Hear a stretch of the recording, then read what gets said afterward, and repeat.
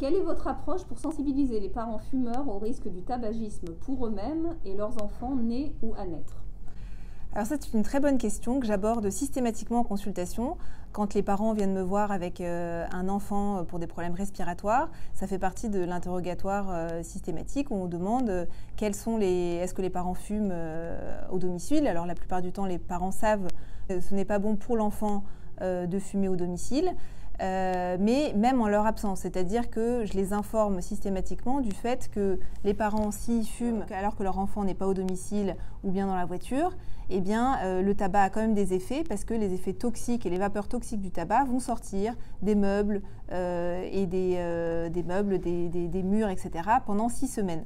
Donc déjà, dans un premier temps, j'évoque le tabac en consultation, je les informe de ce qu'il ne faut pas faire et de ne pas fumer, bien sûr en présence de leurs enfants, mais même en leur absence à l'intérieur du domicile.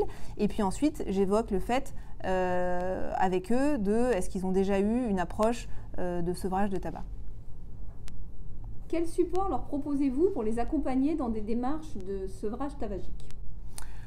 Alors pour le sevrage tabagique, eh bien, effectivement, je leur pose toujours la question, est-ce qu'ils fument au domicile? Est-ce qu'ils ont déjà essayé d'arrêter de fumer? Alors ça, souvent, les parents sont très gênés parce qu'ils ont repris le tabac et je les encourage, je les félicite parce que s'ils ont déjà arrêté un jour, c'est déjà une réussite et pas un échec.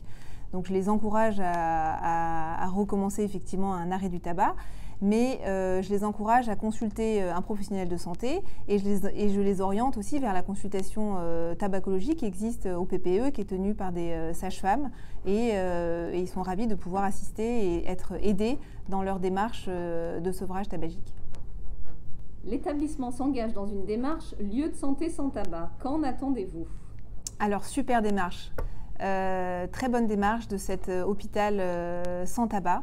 Je pense que c'est une démarche importante, innovante et surtout qui va permettre d'améliorer la santé des soignants et des patients. Je crois que c'est une démarche pour qu'elle soit efficace, qu'il soit accompagnée, notamment dans la prise en charge du sevrage. Ça me paraît très important d'informer les soignants et les patients, d'aider à ce sevrage tabagique.